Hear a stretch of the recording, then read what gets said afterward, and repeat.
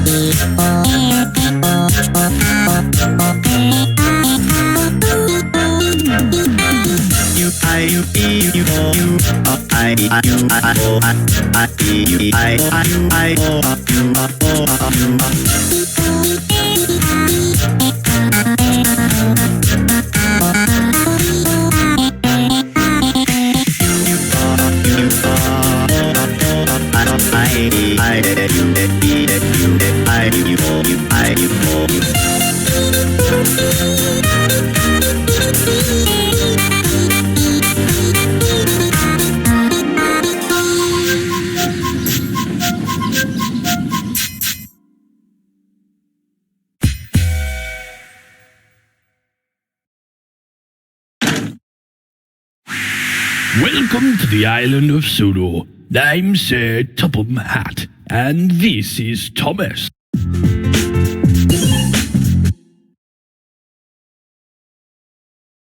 Every morning, at the crack of dawn, a large train filled with fish from the harbour is pulled by Henry the Green Engine. This responsibility is Henry's alone, and he loves it very much. But one morning, while he was waiting for his train to be loaded, he spotted two unfamiliar figures standing next to him that he did not recognize. One of them, a boy with blue hair holding a microphone in his hand. The other was a girl holding a gramophone. Hello? What are you two doing so early in the morning around here of all places? It looks like you've got some time before your train leaves. How about a song to pass the time? She pointed to the microphone that the boy standing next to her was holding. Henry didn't seem to understand. Singing? Don't be silly. Engines don't sing. What would the Fat Controller say? Don't worry, this stays between us. At last, Henry sighed. All right. But only one song. The Kipper is due to leave any minute now. Don't worry, time flies when you're having fun. Yeah! 3, 2, 1, go!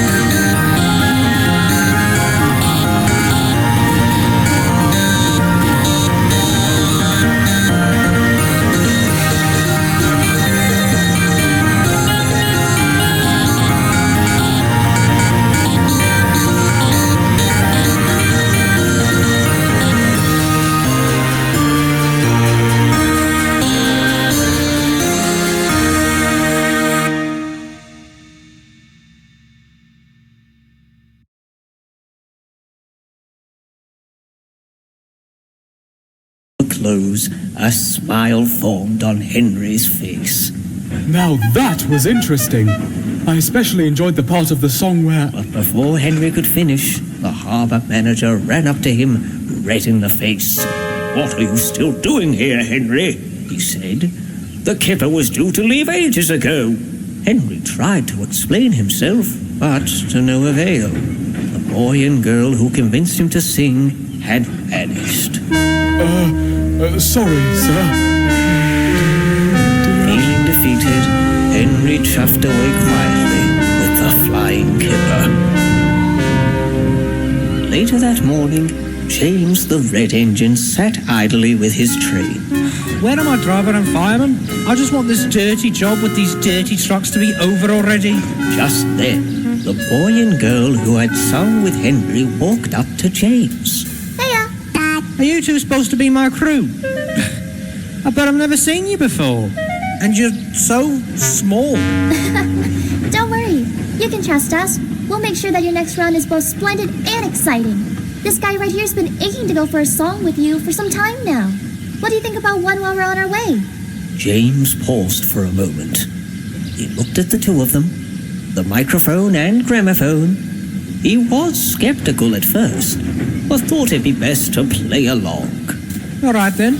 Let's get a move on, shall we? 3, 2, 1, go!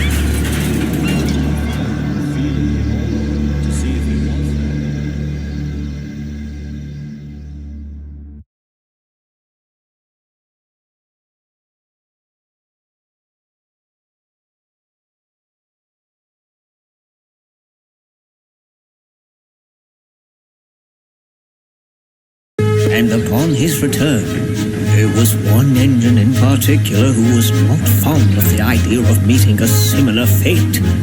Soon, the dynamic duo approached him as well. Oh, no, you don't. I've heard all about you. First you delay the flying kipper and Henry goes flying off the rails trying to make up for lost time. Then you hijack James's cab and he gets put out of commission too. The two glared at the large steam locomotive looking down at them. The engine glared back. Do you have any idea how much work I had to do when they were gone? I shall stay right where I am until the two of you are gone from this island. There was a long silence. Look, I'll tell you what. If you can beat him, in a musical battle, the two of us will leave here. For good. Is that right? Gordon the Big Engine let off steam and approached them out of his shed. You have a deal. 3, 2, 1, go!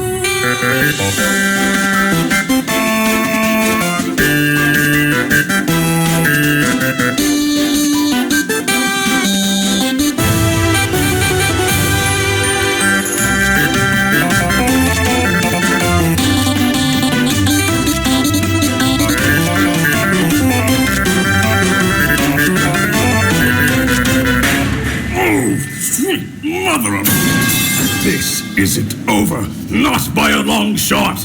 Henry? I'm on it!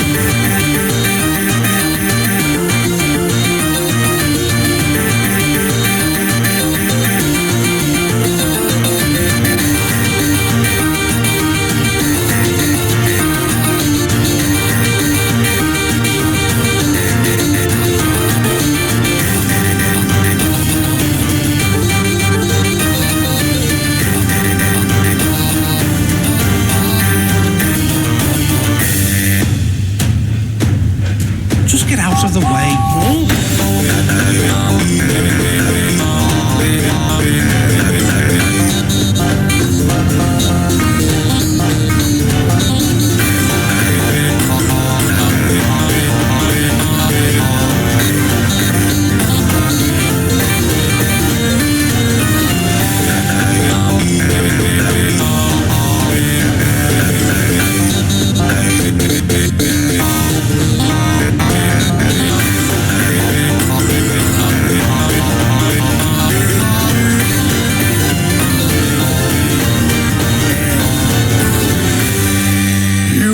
Just can't do anything right, can you? Whatever. But that isn't important right now.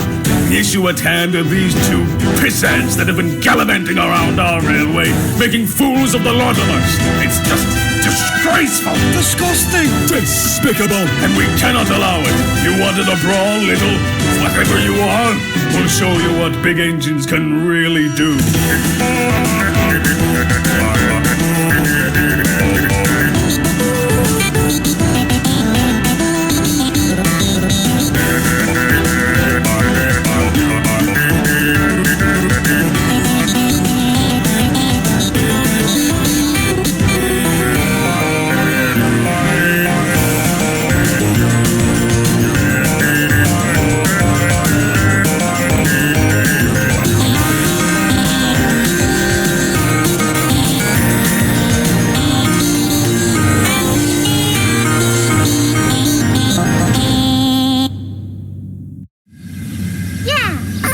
Gordon was furious. He went red in the face and was about to tell the two what he thought about their victory. Why, you little... But just then, he heard a whistle. It was Thomas the Tank Engine.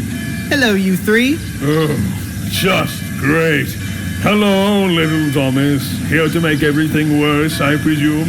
That depends, Golden. Is my presence bothering you? Out of Thomas's cab came the Fat Controller, the man in charge of all the engines on Sodor. My engines don't hold strikes. Surely you've gathered that by now. Sir, I can explain. You see, there have been these two midgets and these charlatans, sir. They've been... Just look, they're right here. Where, Golden? Oh, indignity. Just don't waste your breath, Golden. Surely you don't think that those two would stick around? I understand that James and Henry's absences left you with a larger workload, Golden. But on my railway, we work through adversity. We don't run away from it. What? Before Gordon could utter another word, the Fat Controller hopped back into Thomas's cab as he puffed away, snickering cheekily. The three were left to sulk in their shed. They wondered if their Big Engine Brawl was really worth all the trouble. I sure think it was, don't you?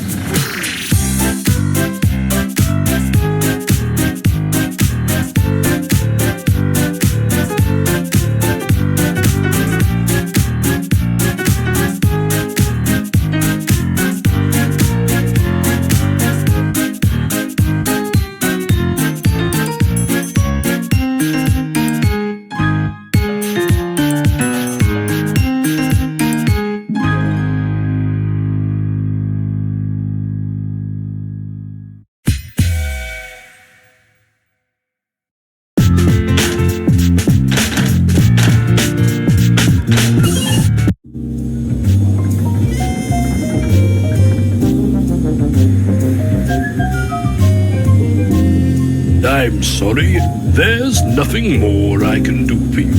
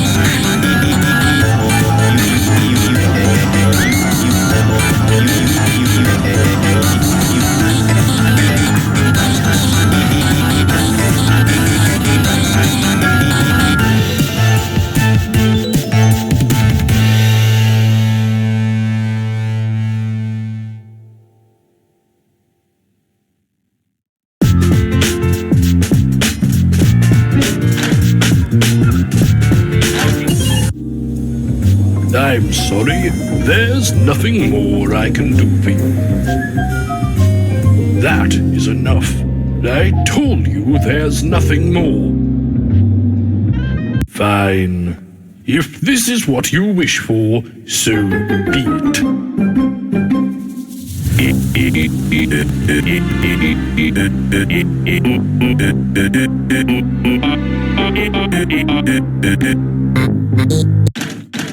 You've caused confusion. Oh, whatever.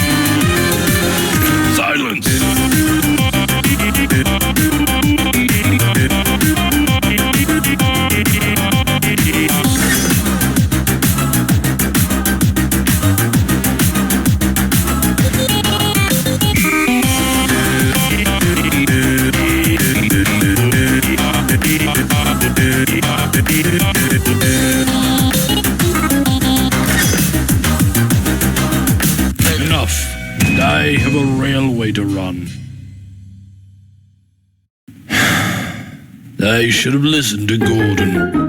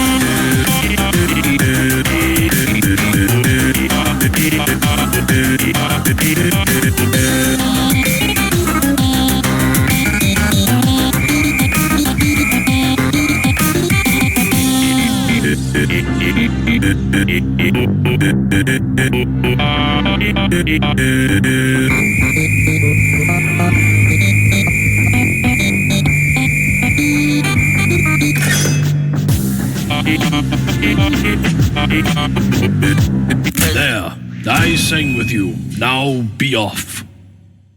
You've caused confusion. Oh, whatever.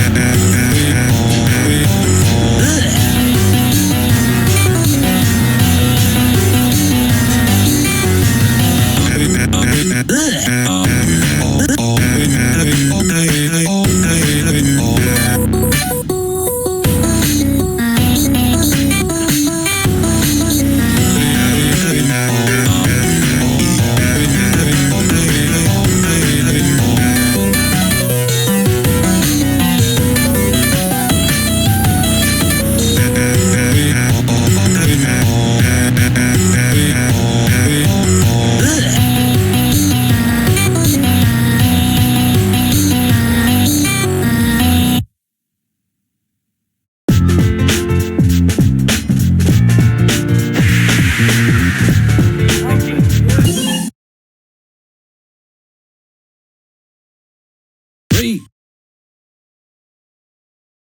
2, 1, go!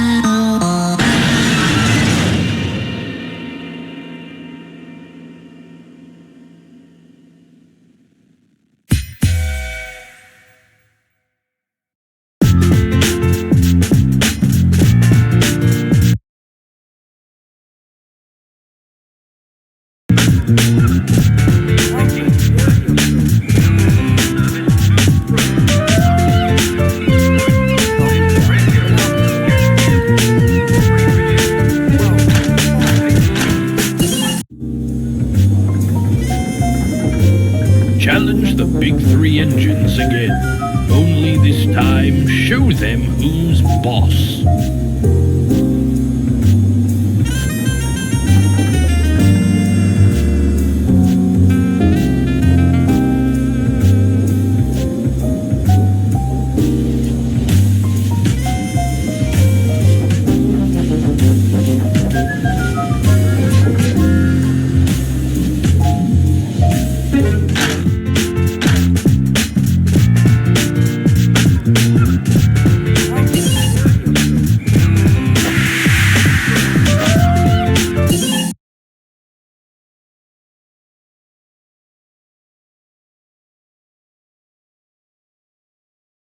Three, two, one, go!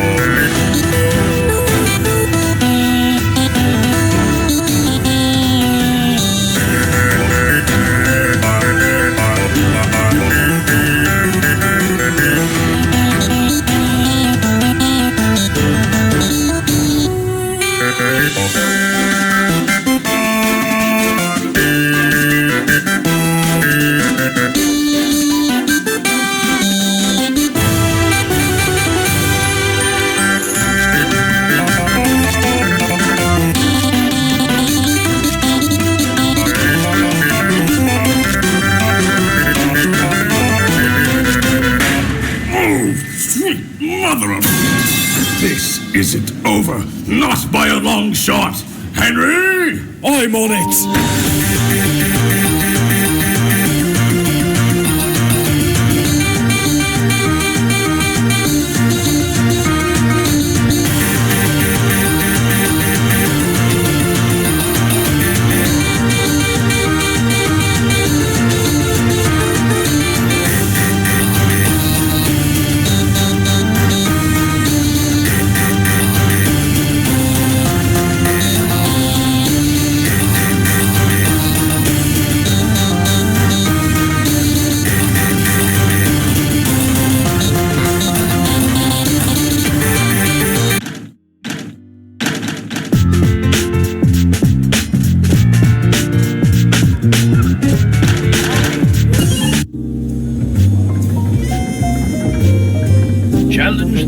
three engines again, only this time